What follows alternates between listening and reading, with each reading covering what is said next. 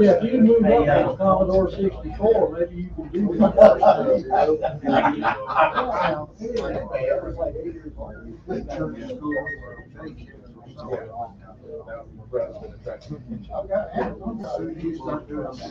He's laughing today. Yeah, I thought it. I put on Saturday's presentation. I put 64 gig card in my camera that I was using. I was thinking that would give me a little bit more cord count. No, give it 25 for 4 times. So I guess a camera itself has 25 record times. It doesn't matter the number of gigs on the card. Which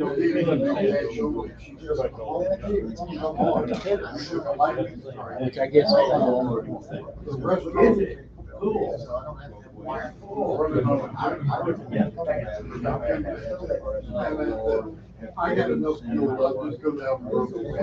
maybe I can find.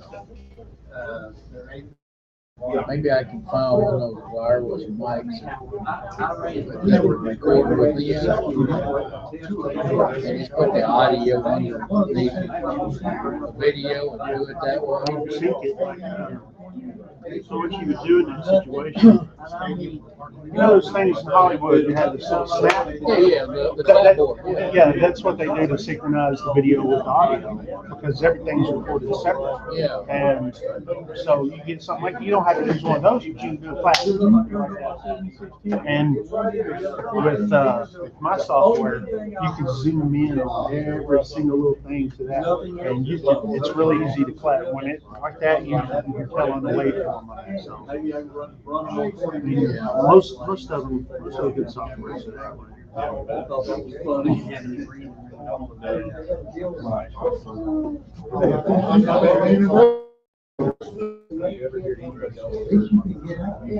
know when that's going. We haven't seen that one.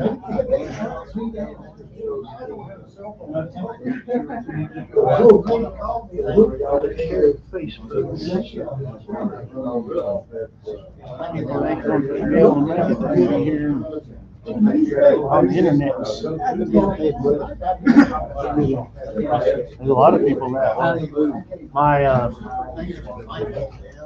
my stepdad, he's a ham radio operator. He's up there in Pleasant. And oh yeah? Yeah. Yeah.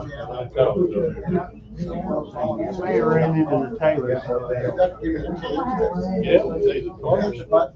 Farmers. Randy, you gotta take the Taylors. They didn't have a whole farm. You know, he's got but he's old school like that. He's all amateur radio and all that. And I don't even think he has cable on his TV. He's got a cell phone. I don't know how smart it is, and he's definitely don't have Facebook.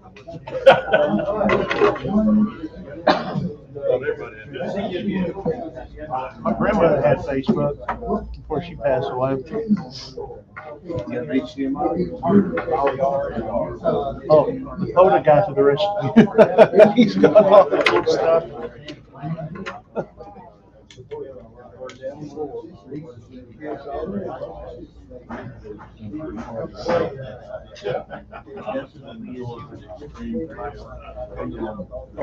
Okay, so you know.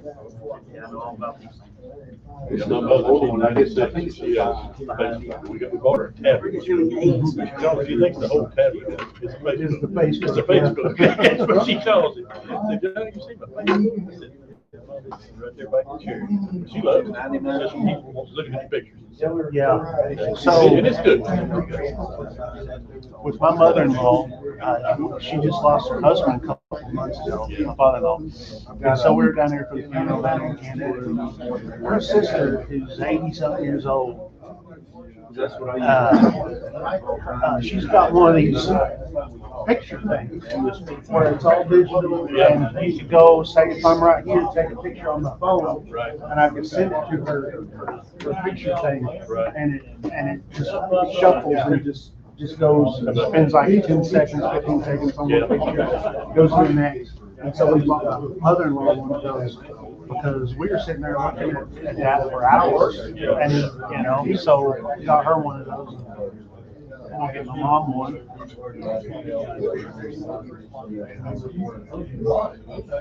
Because she's got Facebook, but that's all she does is catch up on kids and family and all that.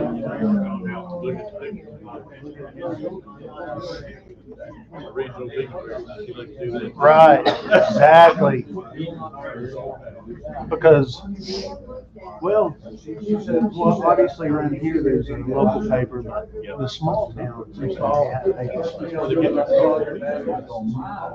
small papers.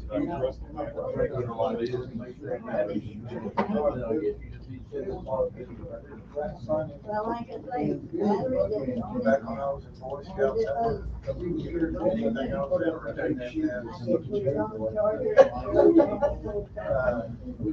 first day,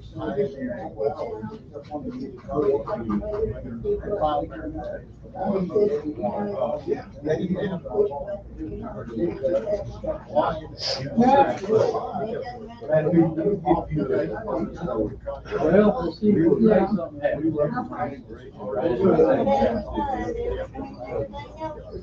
Well, she cracks Every now and then I get. Keep it, you bet. Not anymore. Not anymore. It's nice and dry. It goes from raining too much to now it's gonna be dry for the next 3 months. We always do. Yep. these things, that's all supposed to be.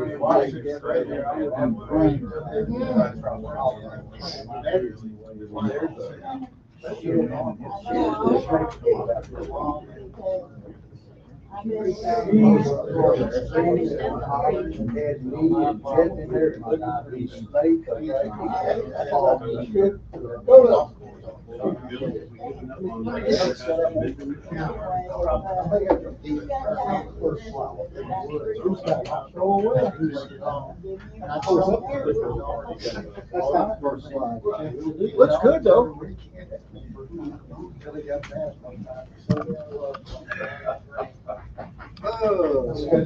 Okay.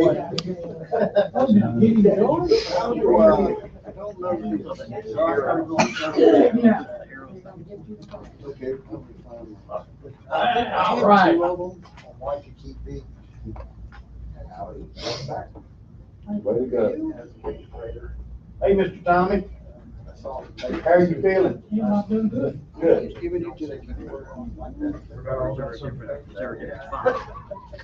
We're gonna take care of.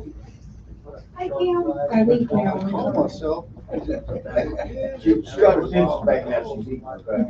Okay. The first one's I'm got. gonna work and eggs are. And I know then that I saw her. I can give it to you. Let me get that. Here, let me go make sure. 1 minute. Sorry. All right. I'll do the beat and I'll come back. Yeah. Better take it to where to put it.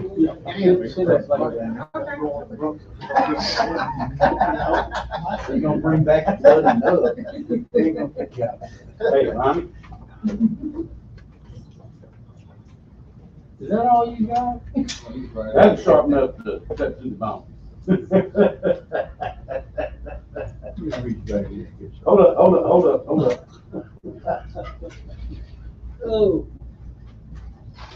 All right, we got a. Just get this thing over, I guess.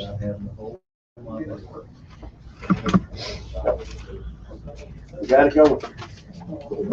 Somebody had a laptop that we could use at work, right? Good. Was that you, Jake? Thank you. So we will have a presentation. That's a good deal. All right, everybody, I think it's about that time. Welcome to the monthly meeting of the Shreveport Amateur Radio Association. Would everybody please stand? And we're gonna have our opening prayer. Billy's gonna lead us in the opening prayer. Lord, we thank you for this time together that you brought us here tonight. Lord, let us get everything accomplished that we need. We pray that you bless our fellowship tonight and send us home safely at the end tonight. Lord, we pray for Jim Springer, N5JMZ. We pray for his family, Lord, that you will give them comfort and peace in this time of loss. Lord, that you will do everything that you need to do in their lives, Lord. In your name we ask. Amen. Amen. I pledge allegiance to the flag of the United States of America and to the republic for which it stands, one nation, under God, indivisible, with liberty and justice for all. All right, everybody. I'm gonna stand off to the side just a little bit because Billy's done. He's ready. All right, good deal. All right.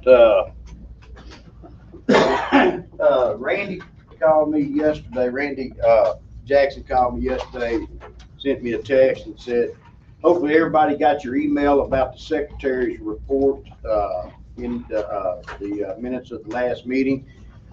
He's not here because he said he didn't want to pass the crud around, so told him to stay home. So with that, can I have a motion to accept the Make a motion, we accept the minutes as presented. all right, second? Second. All right, all in favor? Anybody opposed? Carol, put your hand down.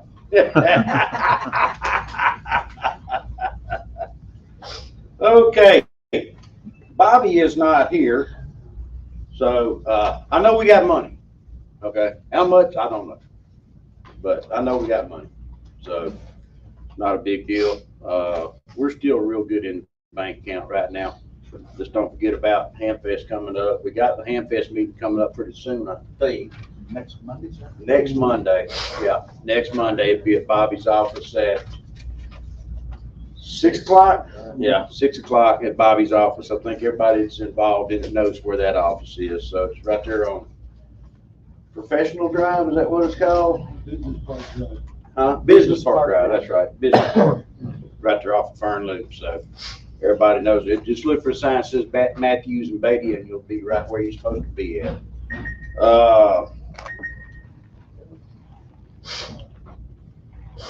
Tom's not here tonight. I don't know where he's at tonight, but technical report and repeaters, and I wanted to get an update on the Scout Ranch. I have texted him about the Scout Ranch. He has not responded. Okay, last I know, this is what I know about that, is we've got a tower climber lined up. We've had a lot of that rain and stuff, which delayed a lot of all that. And the guy has us lined up to. It's not a guy, it's a company out of East Texas. Yeah, that's what I said, a company out of East Texas. And he's doing it for a ridiculously low price. $600. How much? $600. That's about as cheap as you're gonna get somebody to climb up on that water tower and put that antenna up, and help run that feed line back down and in the building. So that'd be good. And then we should be able to have that repeater, those two repeaters go up and go in the 2 meter and the 440 repeater there. Love to see how it covers down to South Caddo Parish. That would be a lot of nice addition to us, especially for our bike ride. We did have a little glitch with 7.0. It was off the air. I called Tom. He went over to VA hospital, carried a power supply with him. That other power supply that was up there had gotten warm and it had crowbarred. So, and there's Bobby. We'll get a treasurer's report here in just a second. Yeah, the power supply had crowbarred on us, so he went ahead and reset it, but he left the extra power supply there in case we have another problem with that power supply. All we gotta do is switch it over and we can bring the other one back and work on it. So that's that as far as I know about. All the other repeaters and stuff seem to be working fine. Bobby, can you give us a treasurer's report? Yeah, we got plenty. We wrote one check last month. And, our cash is $36,263.53. All right. I have a motion to accept the treasurer's report. Got a motion. I need a second. I got a second. I got thirds, fourths, fifths. All in favor? Anybody opposed? Okay. Did want to make a mention right quick, guys. N5 JMZ, Jim Springer's memorial service will be 10 o'clock Saturday morning. Us VE testers may or may not be able to make it to it, okay? But it's at Centuries right over here, right up the road here, 10 o'clock. Paul and Little Jim and their families will all be there. So any of y'all that can represent SARA that could be there, we would sure appreciate y'all being there for them, okay? I've got some any old business that has not been taken care of. Ronnie, I think y'all had some old business that need to discuss, or Miss Phyllis.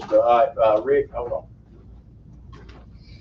Phyllis, would you talk about what's going on with y'all? The new patches are supposed to be in next week, and we need to figure out how much we're gonna charge for them. Okay. Would you tell me the prices and the $50 setup fee was added to this? With the price of the patches plus that, it's gonna make it where it would cost us $8.50 a piece on these patches. If we could get the setup fee paid by SARA, is that right? Is that the way we want to do that? And that's $50, Bobby. Can we write them a check for I think it's gonna be tight. We may be able to afford that. $50? It's close. It's already paid, everything's paid. It's already paid. They just need. Patches will be in, and I need to know how much we're gonna sell them for. Okay. They cost us $6.50. How much do we need to sell these things for? It costs us $6.50 each. All right. So you want to go $6.50, or you want to make it $7, make 50 cents a piece off of it, or what? $10 would cover the, $10 would also make it where we covered the setup fee too, so. I make a motion, $10. All right, we got a motion for $10. Second. All in favor? Randy, are you opposed? Oh, okay. All right. Tim? New business. Well, you got real quick, our $499 that we sent to Brian for Freedom Link has now got the Sulphur Springs Freedom Link repeater back up, I'm told. Yes, it is. Yeah. It is back up and online. Yeah. So thank you. All right, thank you on that. Now, I also wanted to say one more thing in old business. Our club purchased 3 500, is that what those were? FTM 500 FTM 500 DRs. Those radios are great radios, APRS, okay? We had solid communications, even with, who was it? Neil went way out into East Texas to go rescue somebody, right, Neil? Yep. I had communication all the way out except, all the way to almost Liberty except for one little area when I was down and I still had communication, which was a little scratchy. Right. So those radios and these little go boxes that the club spent, what, $2,200, something roughly, on these 3 radios, and the whole gig bag setups and everything that we had them in worked flawlessly. We had a good time. We had one of the quickest bike rides that I can remember. We've been doing this thing about 15 years. And let me tell you something. It worked flawlessly. The APRS, we knew exactly where everybody was at. We knew who we could send to go get that lost bike rider, okay? Because he was closest out there to go get him. Yeah. We could see everybody at the rest stops. We could see the swag wagons as they were circling around. Jay, you rode with one of their trucks, is that correct? Yes. Jay, brand new at it, did a good job, okay? Everybody that was involved in that, I appreciate everything that y'all did, okay? We had a good time out there. They fed us good. We got some pretty cool t-shirts out of it and everything, so. And we are gonna be back there the 1st of June next year, okay? They do want us back. All right, with that being said, any other old business that has not been discussed that we need to bring up?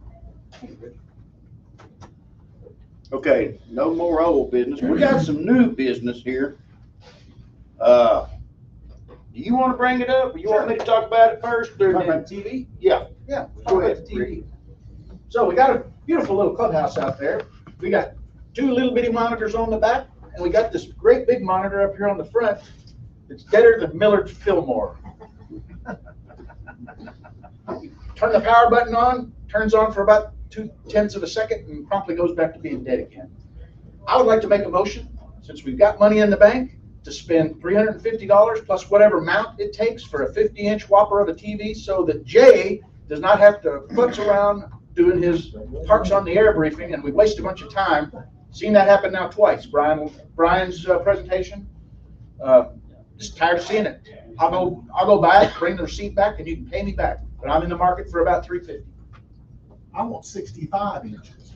I want as big as we can. It will take railroad spikes to hold that thing up. No, it doesn't. I've got 3 of them stuck to walls, but they're only like that. But it needs Yeah, to you don't be, weigh it needs to be big enough that the guys sitting in the back in front of the. I was gonna be conservative and just go with 50, but if you, If we can get a 65 for under 500, we don't have to bring it to the board. Matter of fact, if you get 80 for under 500, I like that. I mean, the meter is your, Swepco is gonna swing off of its pivot. No, these are so low voltage. And here's my deal is if, matter of fact, if you put 80, it's $550. I'll pay the whatever it takes to get the sucker up there. We need as big as you can. That room's not that big, but if you need, we're using that place now. We are. We are. That's great. We need to have the tools. can go up to 500, so we can, actually. I'll go buy it at the BX, I won't even Without pay having to tax. have a board meeting on it, okay? I'll go buy it at the basic change. We won't pay a nickel's worth of tax either, so. Okay, I make a motion, we buy a new TV for as big as we can for $500. We got, Done. we got a motion and a second. All opposed? Okay, how about all for? There we go. I thought I'd throw a curve at y'all. I have a question. Yes, sir. If the general membership votes on it, this is a question, not a statement. If the general membership votes on it and approves it, the board doesn't have to do anything? Here's what the bylaws state, okay, Bruce? Bylaw says, anything that the club spends that's more than $500 has to be brought before the board to be approved to bring to the club to vote on it. But we can vote up to 500 at a club meeting. That's the way the bylaws read. If you think so, I believe it. I know, because I helped rewrite that back about, what, 10 years ago? Something like that. So, go ahead, Ronnie. I can tell you just about for sure what killed that TV. Randy and I have run across this a few times already. If you leave that television plugged in the wall, that TV is on. That power supply is energized. The only thing that remote control turns off is a screen. It slow up the capacitors and blew them. The power supply is dead. So when we're through using the new TV, it needs to be unplugged out of the wall. He thinks it's in his house. Ain't nothing says that it ain't taking a lightning strike at some point. Right, or at least a power surge through the power, because we got everything else on the other end grounded down, so it's, we're kind of pretty well protected on everything on that other end, but that side of it wasn't, okay?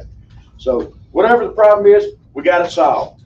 You can spend up to $500, and, When it's riding around in the back of my truck, I'm gonna holler for you, Bob, and we're gonna go out there, and we're gonna unload that thing. Amen. all right. Any other new business? Need surge suppression for that new TV? Do I now? Do we need surge suppression for that new TV? Yes, we do need to This stuff put is up. not cheap. If it's not plugged in, it doesn't work. Well, yeah, if it's not plugged in, we won't need it, so. We That's need okay. the antenna or cable line. Yeah, I'll get a power strip with some kind of surge suppression. I might have an extra one, so. But we don't need it if the television's not plugged in. Right. But Until- if you turn the power switch off on if you turn the power switch off, then it's no voltage going to it. On the surge Is protector. there no antenna to it at all? The only- Remember, everything in my shack was on surge protectors, It'll blow that surge. and everything in my shack died. in Okay. that. Here's what we're gonna do. If you use it for a presentation, make sure it gets unplugged. If it's disconnected, it can't get hit off. Yeah. So, yes, and there is no antenna stuck to it. The only, to answer your question, Randy, to answer your question, the only thing hooked to it is a HDMI cable that goes from the computer all the way down that one wall and back around to it. So that's the only video that comes through that thing is what we use it for in presentations, okay? And by the way, Ronnie, you're doing a great job of keeping us with presentations at both Ham and Coffee and at club meeting. Since you brought that subject up, I've run out of ideas. Now Jim's gonna give us a presentation at the club meeting next month on ham test equipment, but after that, I'm out of ideas. I've got some for you. Okay. Well, okay, got an idea, but who's gonna give it? That's the whole deal. I got some ideas. All right, Okay. we'll get together. All right. That'll work. Right. You talking about club meeting or the Ham and Coffee? I need club meetings for ham and coffee. Okay, I'll change the presentation. Okay. Okay. All right. Is there any other new business needs to be taken care of? One last thing, field day. It'll be the last weekend of this month. I'm planning on opening the clubhouse up. Bruce and Carol are gonna bring their motorhome set up out there. And we wanna operate this and keep a log this year. We wanna have as many volunteers to come out, sit down, put an hour or so at the radio. I'll be there all night long. Kim will stay with Bruce and Carol in their motorhome, while I'm in there pounding away at 40 meters in the middle of the night, okay, making tons of contacts. So is it gonna be overnight Saturday night? Overnight Saturday night, okay? Once you come in there, after they shut the gates down, we'll have to have a key so we can let somebody go back and forth. Bobby, you've done that for us before, correct? Sloan does it till Okay. 10 o'clock. Till 10? Yeah, at 10 o'clock, you need to be in or out. Okay, so if Bruce- you're gonna be there, Bruce gets a key, but Bruce gets tired about 10 o'clock too. I'll wake Bruce up. Don't worry about that. Yeah, okay. But, so we need people to come out and operate. If you don't know how to operate, that's fine. We'll show you. And it's real easy to do. It's a very easy exchange.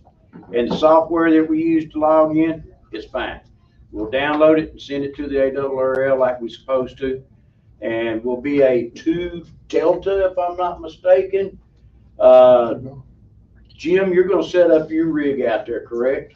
It'll be a manual login. Okay, that's fine. We can always add your logs to it. Yeah. Now, I'll tell you what, I think we can get you a laptop with N1MM on it. And, I'll show you how to log it, okay? All right, that won't be no big deal. All right, so that's all said and done there. Field day, be there about 11 o'clock in the morning. If you get there earlier, that's fine. I'd like to see if we could maybe use that nice Oklahoma Joe grill that we have out there and bring some meat and cook some hamburgers and hot dogs for people for the evening on Saturday evening. That'd be for us down there at the clubhouse. Can we do that, Bobby? Yeah, for $100, that's no big deal. Jim, you and ever making head gestures. Yeah, because I knew what you was gonna say. I think you can cook dinner. I don't have a problem with that. Okay, so we'll make it like we used to do it. We'll have dinner out there, okay? So we'll just have something like some baked beans, some potato salad, maybe some hamburgers and smoked sausage. Whatever your credit card will do. So, that sound like a good deal to everybody? I'd like to see that happen. I'd like to see some participation this year, You probably please. need to get a head count though, because. Yeah. Food's not If, cheap. if you plan on coming out to work for an hour or two, hang out and eat dinner with us and stuff, please let me know.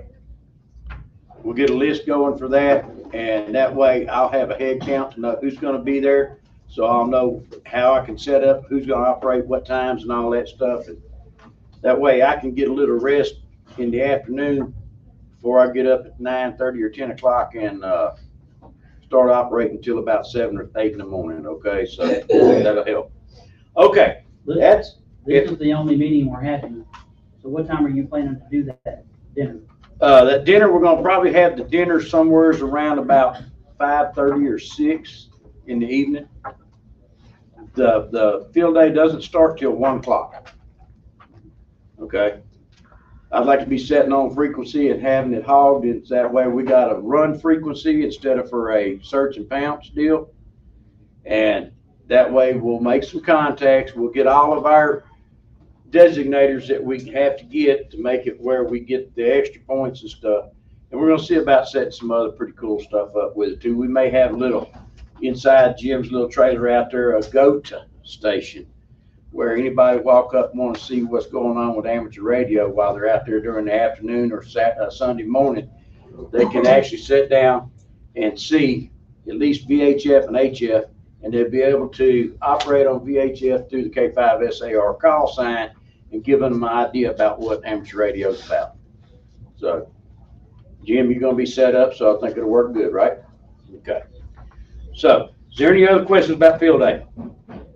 Everybody let me know if you want to operate, what times you want to operate. Bruce, y'all gonna be there the whole time anyway, so we got it, okay? I'll be the middle of the night guy, you know that. I'm gonna put Kim on the radio for a couple hours. Kim did great for the bike ride. She did. She does good. Kim did great. Yeah, so, Oh, thank you. yes, everybody that worked the bike ride, y'all did a great job. Y'all made my job easy on it. Okay, now, we've killed all that time. I got to turn this thing over to a man that has taught me a little bit of stuff over the years, quite a bit of stuff actually. He's been a friend. I've known him 31 and a half years now. He and I have bounced ideas off of each other's heads over the years. We've done antenna projects together. I don't know, many places, many different times together. So we worked on repeater stuff together, cans that had a missing center pin. You remember that one, Randy?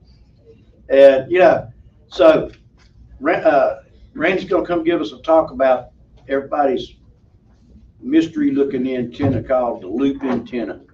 Pay attention, guys. These things actually work really great.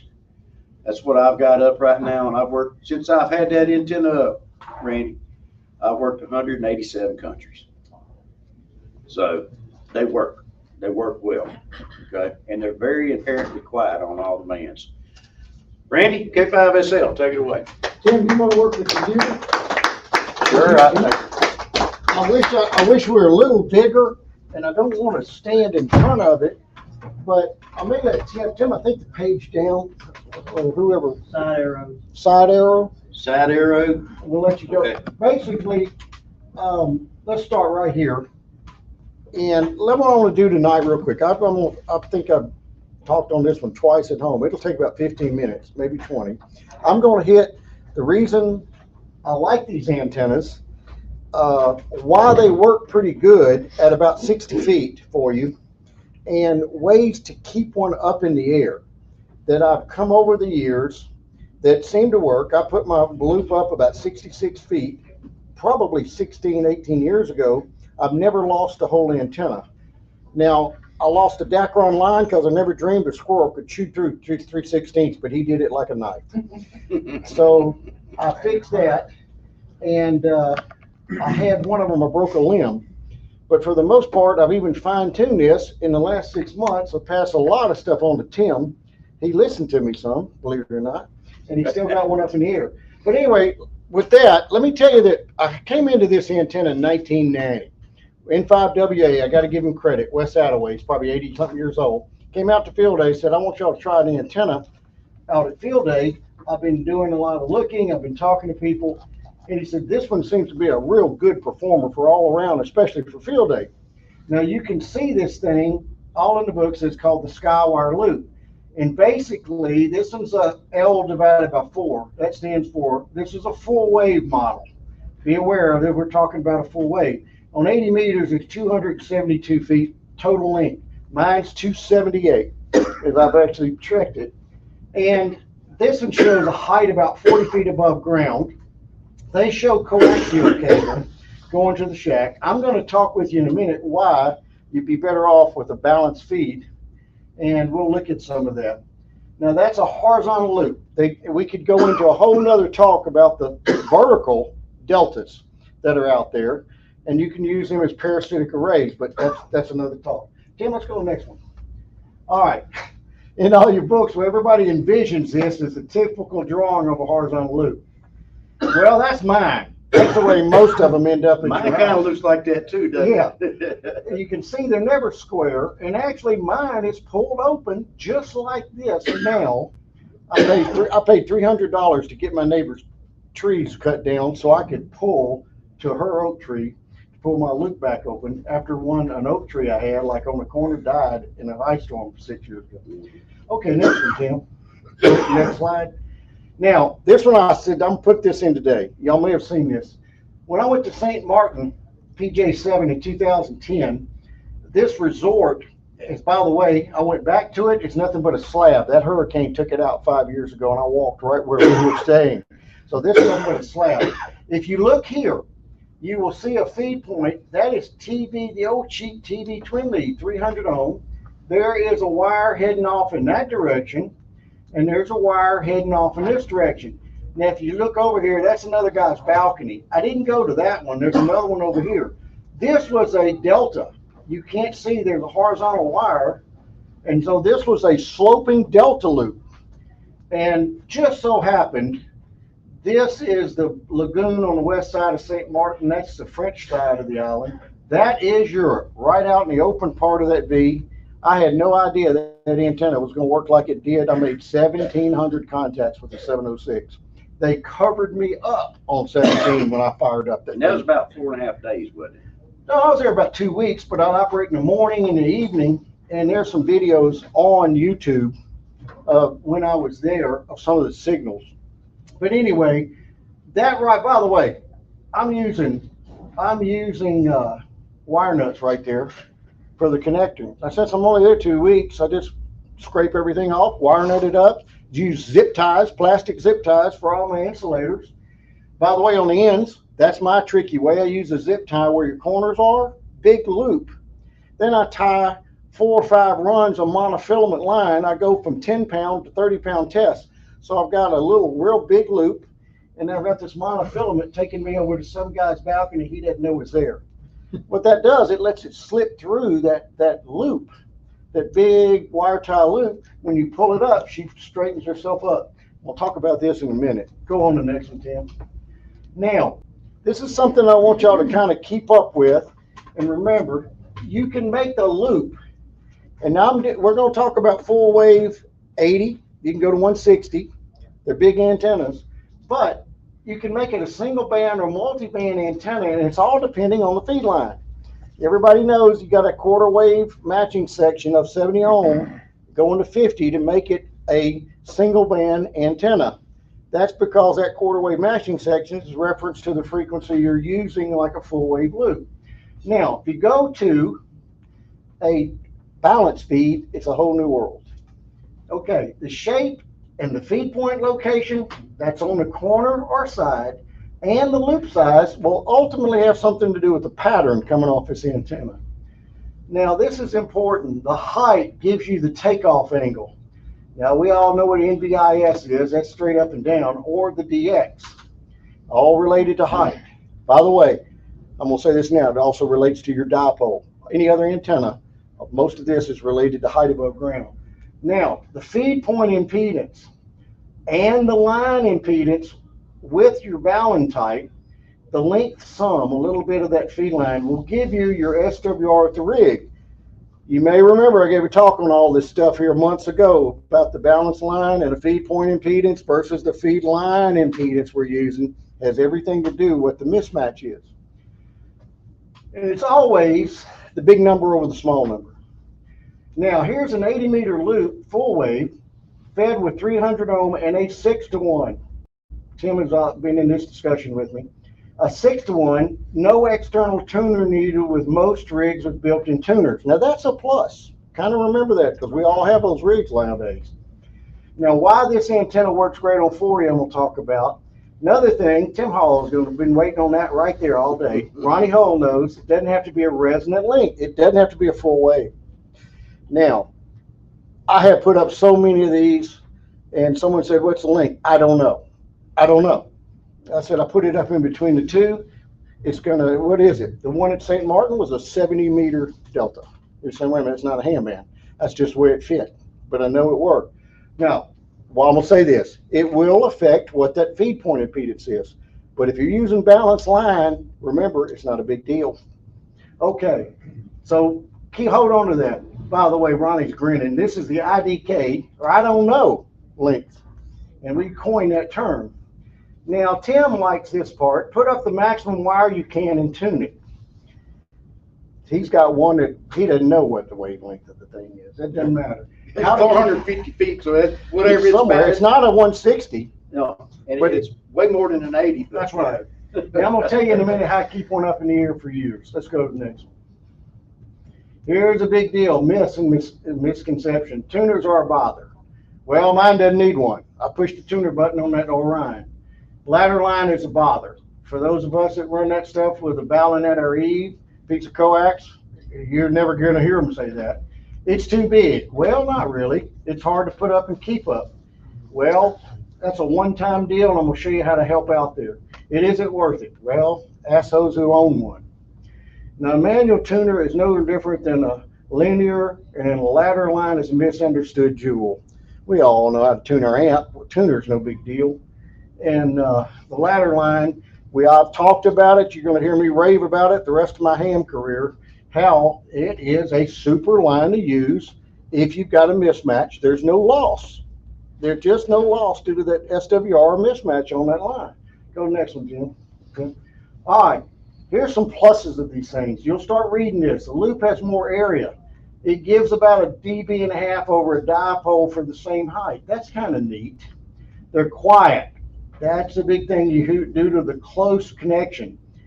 Now that's a pretty good plus a lot of times. You hear more, and the pattern of that antenna can be useful for many areas. We're going to get into that in a minute. Number two, 160, 80, and 40-meter loops are efficient antennas. If you're less than a full wave on its lowest frequency, this goes way down.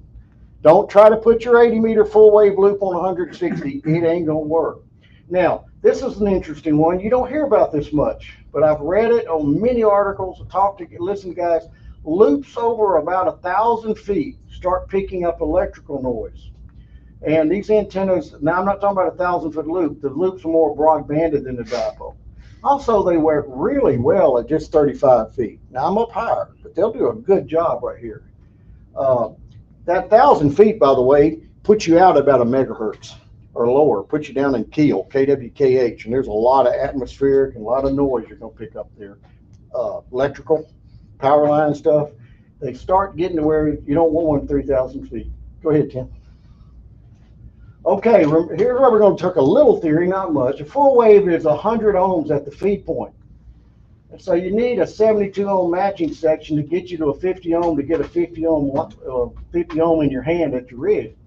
On the higher frequencies, as we move up on that, let's call it an 80-meter loop. The same loop has higher feed point impedance. Now this causes a high SWR, or if you got to say plural, I'll let you do it. And coax loss goes way up. Remember, it's a single band antenna at that point. Yeah, you can use it on other bands, but you're going to have a big mismatch on that coax cable, and your losses are going to go way up on that thing. Now here's the thing we all do. If you feed it with a balanced line, the SWR causes no appreciable loss in feed line. Remember my last talk? Well, Tim Hall, once again, I'm going to let him grin. He has the lowest feed point of anybody with a balanced line feed. He's got 600 ohm open wire line. I bet he can run a 15 to 20 to 1 mismatch on it and just not lose any power. If you got a good tuner tunes it, it takes care of it. Now, here's the interesting thing about this 80 meter. The feed point impedance, the feed point we're going to talk about, is in the hundreds of ohms. 300 to 450 or 600 ohm line, like Tim's got, is a better match. That's because that antenna on multiple frequencies, it's not 100, it's up in the hundreds. Now, a 4-to-1 or a 6-to-1 balun at your shack, I put mine in my Eve, brings it down to close to 50 ohms on the coax cable, 10 to 15 feet going to your rig. So everybody's happy. Go on to the next one, Tim. Well, this is my point right here. I don't know if we can bring it up. Well, I was going to say, you're going to have I think I put it goes way up if you use coax. Another thing too, use a good balun. I've talked about this before, to not heat up. Don't buy a Buxcom. I have personal experience with that toroid heating up, and it about went to a 5-to-1 just because of the toroid was heat up. DX Engineering, Balun Designs, other people that's a big manufacturer, they make a good one. You buy it once and you never buy it again. I can tell you that. Now, you're going to use a short run, about if you can. I'm not saying that's in stone. Just the shortest run you can from that balun, and run from the balun outside to the rig. Use a good low-loss RG8 type of coax. Don't use 58. Go get you some good 213, 214, something good, thick, good line. Now, a 3-to-1 SWR here on that coax line coming from that balun has minimal loss because it's a short piece. I talked about this last time on that talk about attenuation. Loss is related to the frequency, the loss of the line when it's meshed and all that, but a 15-foot piece isn't much of a length of line. You're not going to lose much even with a 3-to-1. Just about its configurations. Do a circle, a square, a triangle, or whatever. Now, Tim Hall listened and put what you can in your yard to open it up. He's trying to come up with an idea opening up more, and I said, can't do anything but help it. Now, here's the good thing about it. Below a half wave above ground, RF is going to go straight up. Now, that is the frequency that you're operating at. Now, at a half wave above ground, we start moving, that antenna gets up, no energy is going straight up. I don't know if we can see that. Now, what this last statement says is there is a nice, go ahead and go to the next slide. There's a nice single lobe coming off this loop at a half wave, and I'm going to show you a picture of it in a minute. All that energy which had been going up for that NVIS stuff, that you want to talk 100 miles, that energy goes away. It's like taking a balloon and start squishing it down. You get this nice one big major lobe going off at 30 degrees. So that's a great angle overall for working DX. Okay, someone has worked this out in some nice graphical form. Here's that half wave. See height above ground and height above, there's 0.5, half wave. Feed point impedance, we're talking about a resonant, like an 80 meter loop. 110 ohms. Look at the gain number coming off compared to like a regular dipole, 6-something dB. That's in that 30 degree lobe. Now, maximum, there's the angle of maximum gain. Take a look. There it is, 30 degrees. Look at the gain at 90 degrees, straight up, -4 dB. So that's corresponding to what I'm telling you. As we work our way lower to the ground, let's go right here to a quarter wave above ground. That would be 33 feet for an 80 meter full wave loop antenna. You go up to 152 ohms. The gain is still pretty good. But look, the angle, look at that angle of that lobe, 86 degrees. That's almost straight up. And then it gets worse and worse as you go down. So you can get her up high. You get a lot of other factors. Go ahead, next slide, Tim. All right, this is the side angle view, easy neck patterns. That quarter wave we're talking about above ground, there it is. There's your half wave with the 30 degree angle, nothing up high, beautiful DX. You're saying, okay, what happens if you go up higher? Right here is 3/4 of a wave. You still got a lobe here, but of that 100 watts that's going out in those two, now we've got a high angle lobe snuck in up here and here. So that energy has been dissipated now into 2 lobes. So it's interesting that, well, that's a light. I like this height.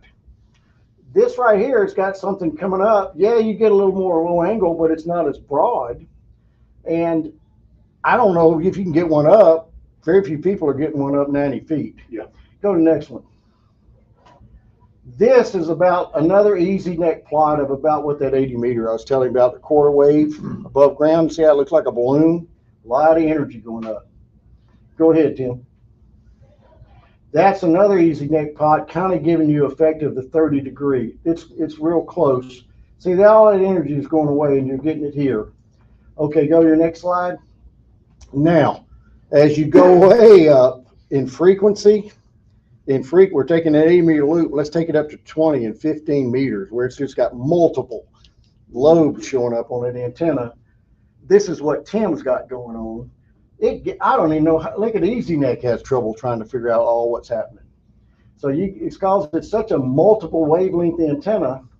But the interesting thing, there's some really good lobes. Yeah, there's some nulls too, but there's some pretty good nulls. One thing I can tell you, Glenn and I modeled mine on 10, is that right? And that we found that only 2 of the nulls were less than a dipole. The rest of them still had gain over a dipole. It's pretty interesting, but it's a pretty decent antenna on those higher frequencies, even though it's like multiples. Go ahead and next one. All right. Now, years ago, Randy. Oh, go ahead. You seem to discount the value of those high angle lobes. For somebody who needs regional coverage, those high angle lobes, those endless lobes are gonna get you that coverage. That's right.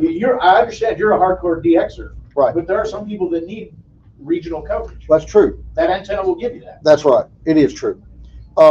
Aries, races, and stuff like that, it works well. Yeah, and it's a good antenna for civil defense or any of these people that want to talk to Oklahoma City. They want to talk to Dallas. They want to talk to Baton Rouge. Yes, by all means. I agree with you. I focused it on DX, but you picked it up correct. Okay, what I'm showing here, ND5P, Don Perilude worked with me out with the railroad. He passed away, and he got the first thing of Easy Neck, and then he taught me how to start playing with it. Great program. It's free now as of a year ago. It was $70. And if I would always recommend you want some fun, download that program because many of the antennas, tri-banders, TA33s, are all available free to download on the internet. So you can just go get that file, bring it into EasyNet, boom, there's the antenna. Then you can model the antenna at your height, at your house. So there's some really neat things you can see with that program, and it's not that hard. All right, this is how I got to 6-to-1. He modeled my loop and looked at it on the higher bands. He said your feed point is around 260 ohms on 40, and it stays above and below 300 by 100 or so ohms on a multiple higher bands.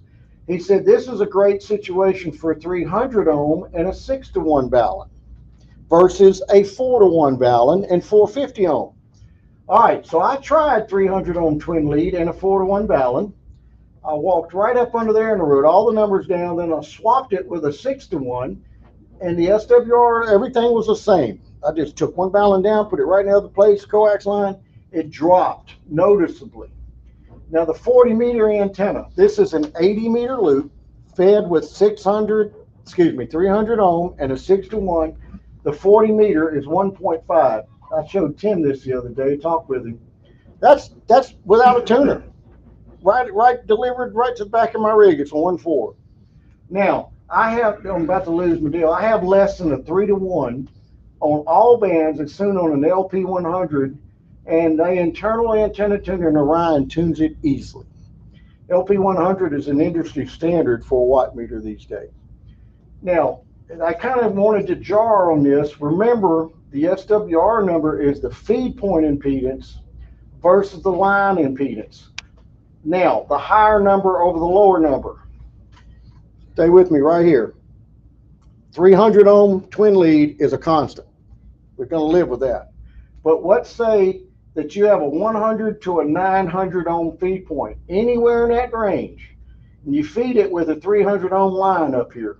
It's going to be a 3-to-1 or lower, coming down that 300 ohm line, 3-to-1 or lower. Now, all right, let's take 300. We have a 100 ohm feed point. 300 divided by 100 is 3. We have a 900 ohm feed point. 900 divided by 300 ohm, 3. Anywhere in between those numbers, it will be less than 3 to 1. If it's a 600 ohm feed point with a 300 ohm line, it's a 2 to 1. So that is nothing on this balanced feed as far as a SWR number for loss on that line. So I've got 85 feet of feed line up there. I don't even worry about it. Go to the next one. And There mine's it only is. 42. Yeah, Tim's is like, forget it. Doesn't exist. Yep. There is a DX Engineering 6 to 1, 5K Ballon. That's the 300 ohm. I put a knife switch in mine. Everybody's gonna say, oh God, what's that do to impedance? I can't tell any difference. Why is it there? When I go on vacation, I open that ladder line to keep all that, any static or lightning coming into the house. And when I open it up, she's just sitting there. All right, there is that. And your balance protected at that point. Yeah, the balance is out of the picture. We all know what they look like. There's that big, nice, low-loss piece of RG8 line. My window to my shack is right here. Go ahead, the next one. There is that feed line heading up that pine tree. So I don't do that much special to it. Sometimes it laid against it. I try to keep it away from the tree a little bit. The biggest thing I've learned, don't lay it on the ground. I've noticed some effect of laying it on the ground, but up against that pine tree, the bark and all that doesn't really affect anything. I've had it against it, pulled it away. I can't see any difference in what the line says. Go to your next one. These are actual numbers of the antenna I described to you. My 80 meter loop, SWR, pour band at the rig. Take a look at 1.8. It's 9 to 1. It's way too short. It's a quarter way. 3.5 megahertz. LP100 shows it at 1.8. 7 is 1.3. You can go down the line. My worst case scenario that LP sees is a 3.74. That's still tunable, even though I've got a little bit of loss involved. That's at the end of that piece of coax coming right in there. That's not bad in the overall scheme of things. But say, look, it's still 2.3 at 10 meters. And that point of that is that he's pretty much right. That impedance working with 300 has got to be decent. Divided by 6. That's the beauty of that 6 to 1. It's dividing it. Everything that you come in on that ladder line is divided by 6. So it's pulling it way down there to 50 to 70. Go ahead, Tim. All right. Now I'm going to talk with you about some of the things I've learned about how to keep it up. This one you can't read. Let the loop hang in the air. No need to pull it tight. Use a plastic or a metal pulley on the corners. And I said, yes, I said metal. The line will insulate and will not affect the tuning. Tim, if you want to, in that bag, grab those plastic pulleys. You can't get these at Walmart. You can buy them on Amazon for about $8 or $10 a pulley. There's 2 plastic ones in there. And this is, Well, that's all right. We'll do it in a second. You can just show it, lift it, and show it. There they are. That's the plastic pulley. By the way, that line will not slip. If you look inside of it, it's made so good and tight. Tim will see what I'm talking about. That line can't slip down to the axle. it cannot. It's where you cannot get it Down where it'll catch. where it'll catch. Now, with that in mind, read this. This is what everybody shows in the book. If you use a sharp corner type insulator, the line will bend at the corner and it will not move back and forth through the insulator, the pulley, in the wind. One side will be tighter, the other loose. It'll eventually may break there. Your antenna will look sloppy because one side will be tight. The other won't. Come here, Tim. I'm going to get you out. All right.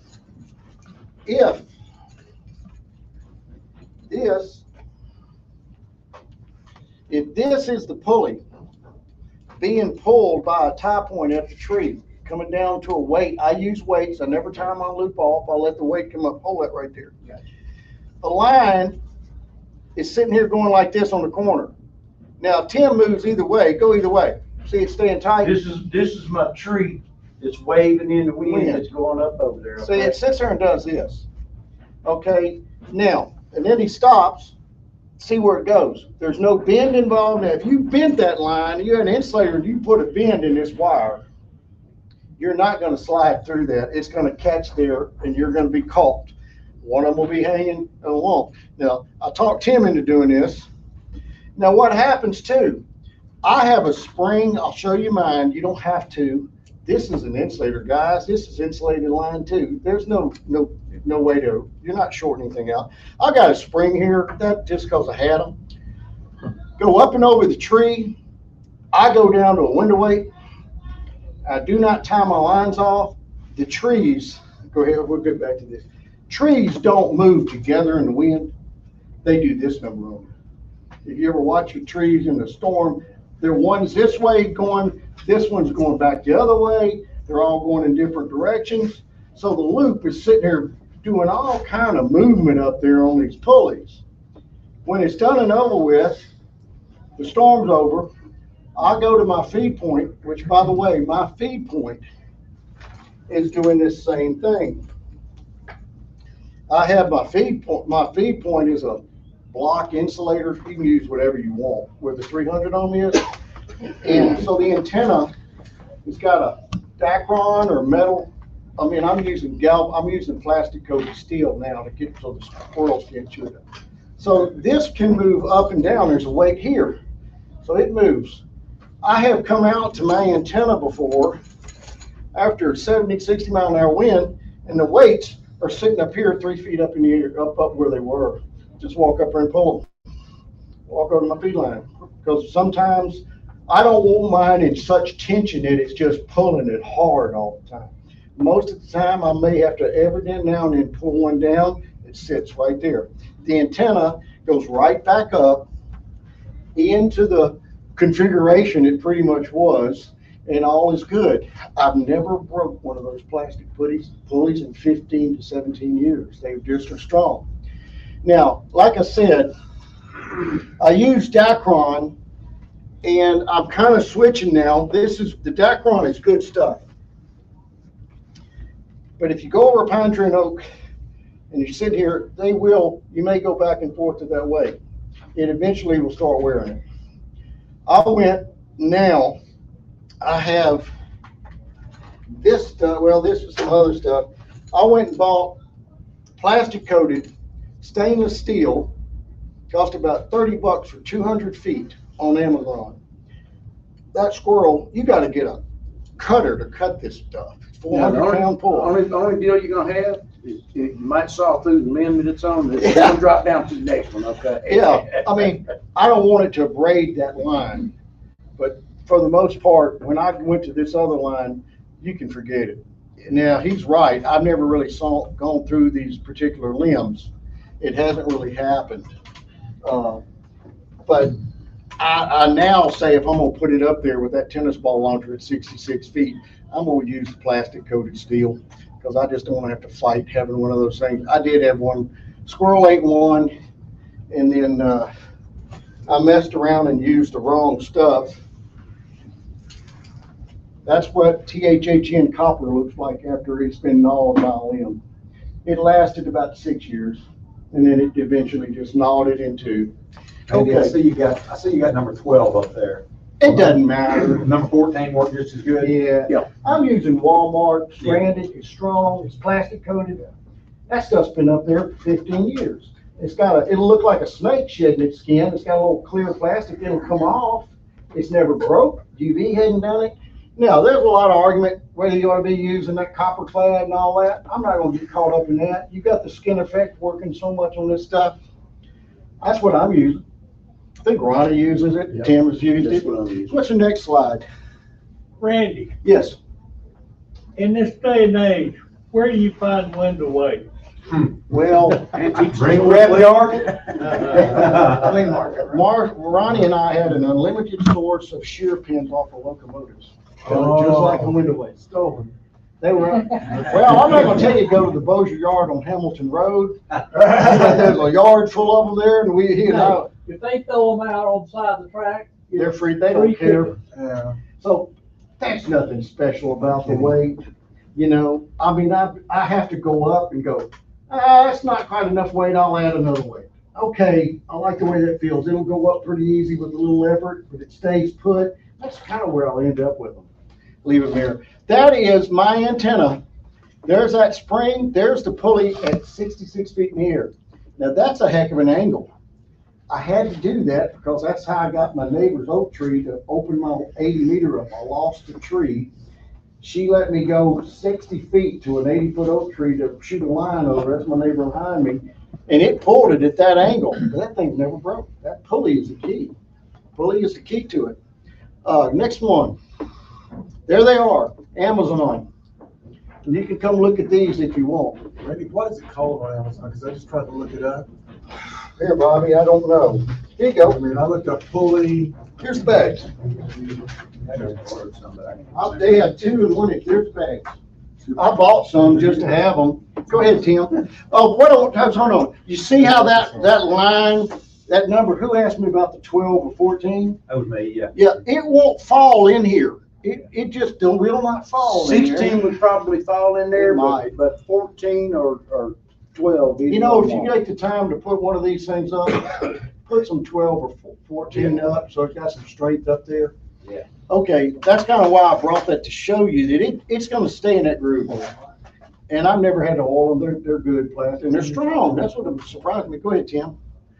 Okay, now here's my big deal. Don't tie that loop off at ground level, huh, Tim? That's right. That's right. Use a weight that'll hold it down, but let it move up and down in a minute. You can always grab the weight and pull it down. Mine's been at 60 feet for about 17 years. It's made it through that 60 mile an hour. I have trees falling around me, oak trees coming over, and my loop stays up. So the reason I'm passing this on club, I had 2 people said, you'll write an article for QST and bring this point up. It's been up, it stays up. I'll go tighten a few lines, I'm back on the air. But they don't talk about it. By the way, carry that pulley idea over to your dipoles or your other wire antennas. And if you got a dipole up, utilize a pulley, utilize a weight. Don't tie that stuff to the tree. Don't tie it off. Let it move during these winds, because you'd be amazed what these trees do. Last, they work well on 40 meters. Up 60 feet is a grand antenna, and that's one. This last one you can't read. I worked Beauvais. I did not remote into someone else's station on that loop on 30 meters. I worked them from my house, and that was done on the loop, 200 watts. So I'm just telling you, it's a decent enough antenna to put up. Next one, Tim. That is all. That's all I've got. What's your question? Yep, thank you. Fuel K5 TV, and I had to come up and help y'all take down Tim's antenna. Yeah. On Rick's question about the NVIS versus DX, what would be the harm if you had the wire and the way to get it up, room to do it, to do 2 full loop, all band, 560, 580, whatever, have one up higher at 60 foot for more DX, and have one right below it tied to the same trees at same wavelength, same antenna, like a 500. Yeah. You know that you're going to get one acting like a director and one acting like a reflector. I don't care if they're being fed or not. Yeah. You're going to see it. You're going to see it. I mean, there's no way around it. Yeah. I'll tell you an interesting one if you got a minute. N5DP lived by Northwood High School. He had the first stepper up at 80 feet up there, right behind that Dairy Queen. This was pretty neat. He was a smart guy. He didn't have room to put up 160. He made one loop around his backyard, and instead of coming back to the feed point, he continued on and went around again and then tied it. So he had like a double loop in an 80 meter space. It worked on 160 because he had the total length. Now, I don't know how it radiated. It looked squirrely. Yeah, it worked. You know, and he said, I can tune it, the end of that big deal about the 9-to-1 and all that. Well, evidently he got the thing where it would work. Now, was the pattern, he didn't have the 550 feet he needed like you're talking about. Yeah. But there are cases of guys taking quads, I've read about this, and wanted to get that straight up antenna. They laid a quad on its back. They basically put a one loop fairly low to the ground, put the driven up there above it as the main feed, and it worked as a reflector. And then when it came to NBIS, it flat put the energy up, you know. So it depends on what you want to do with your loop. Yeah. Well, I've got the wire and the pulleys and the weights and everything ready. I just got to get there. You must have been talking to Tim. Well, there's the pulleys. Yeah. There's the pulleys. I found them on Amazon, and then I can't get them at Home Depot anymore. Yeah. Now, the ones at Home Depot, y'all, are this big around. They're gaudy looking up in the air. They're the old clothesline ones, and I can't find the small ones. I've got the same ones off of. Did you find it, Bobby? These are clotheslines. But they've never broke. They're, $4.99, the 2-piece, 2.5 inch, $4.99. The 2-piece, 2.5 inch, you can buy them for $8 or. That's about right. Yeah. Hey, guys, I brought you some balance. This is just variations. This stuff's getting hard to find. It'll handle 100 watts all day long. This is 300 ohm that we've all seen when we were kids. It'll handle 100 watts all day long. And the good thing is I ran this under this door at St. Martin. It was a door that was wood. It was a slate floor, no metal. And came nighttime, I wanted to operate. I ran it stuff under the door, shut the door, I'm sitting there in air conditioning, and I looked at my tuner, because the tuner had already been tuned and it didn't change a thing. You know, I would have seen it reflected or something, seeing something of that door if there was never changed a thing. But anyway, you can buy that stuff still. 4-to-1s, 6 I was gonna get it all put up and then check to see what valve line they did. I've got the ladder line and everything ready. Well, DX Engineering, yeah, they get you. Oh, yeah. yeah, we learned, and the guy at DX Engineering, I talked to him again this year at Dayton, and I told him that story. He said, Randy, you burn that 6-to-1 up, I'll give you a new one.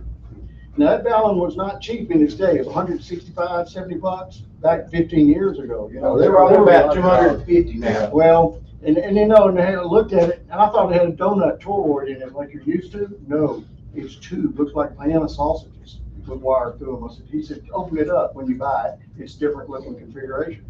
He was right. I've never got it hot. You know, never got it hot running 1200 into it on 40 meters. I get on 40 meters with that antenna at 66 feet. I'll compete with anybody on that band, work anything on that band. And it's just amazing how that, now, it all depends on what you want to do with your loop. If you're 160 meter loop, to go up a halfway, if you're going up 80 meters times 3, 80 times 3, 200 something feet up in the air. I don't know how you're gonna do it unless you go between buildings in downtown Shreveport. But That'd be an idea. yeah, but I'm gonna tell you, do what Tim did. I got Tim's up about 60 something feet. Yep. He was happier after I left, and when he showed up, I said, hey, you don't mind me getting you up 60 feet compared to 40, do you, Tim? No, that's okay. No. And that first shot, we were laughing. He said, Tim, you want me to reshoot that? I said, no. That first shot, we shot over, was it, the pine tree on the corner first thing? Mhm. It's about 75, 80 foot, and that tennis ball went all the way over the top of it. Yeah, I'm lucky enough to have a tennis ball launcher there, and that's, I mean, I lost that one I told you the squirrel ate that Dacron into. It took me 27 tries to get back over the limb I wanted at 68 feet. And there was one limb I could get up there I wanted to get to, and it took a few tries. You'll throw your arm out of the socket trying to throw something out. But anyway, I gave you this effect of what now y'all can see what I'm getting to. And like Bobby said, those things are cheap. When I found them on Amazon, I would recommend using that on any wire antenna. Any wire antenna. Now that Tim knows where he can get it, he's gonna probably change his out. But anyway, that's all. Y'all got any other questions on this thing, or any other particular question about this antenna? I'm running, like I said, the plastic coated steel. Buy it at Amazon anywhere you want. It's super thin. I mean, it's this thin, 400-pound pull. And I yanked on that. I had to get that one loop corner up, and it got caught in that pine tree, and it had friction problem working. I said, all right, let's just see. And I went up there and about tore my hand up. It never broke. It came on through. So it's strong stuff, and you don't see it too bad.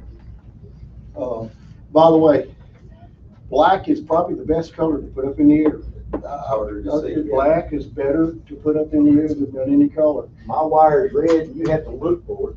Yeah, it's a good, you cannot find gray anymore. The electricians shut that down because it fades It has to do with the color code of a black hot wire and fading to a show gray. That's why you have trouble finding a gray line like that. You have any other questions? Also, your zip ties, the black ones will live longer. Yeah, black zip ties. I go down on these expeditions with an armload of these zip ties.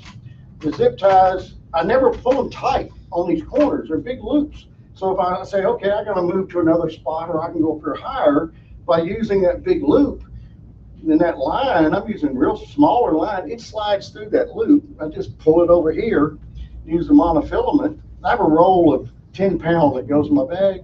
So I'll just start doubling up, tripling up, get my strength. No one sees it. RF thinks it's wonderful.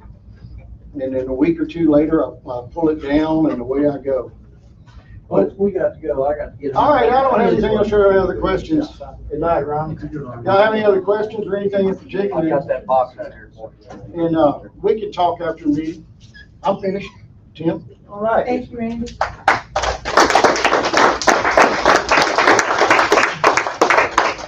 Y'all, I'm gonna tell you right now, I've used loops over the years ever since I've been a ham. 31 and a half years now, right? Dad turned me on to them. You had one of the 6 foot that worked pretty well. I did, didn't I?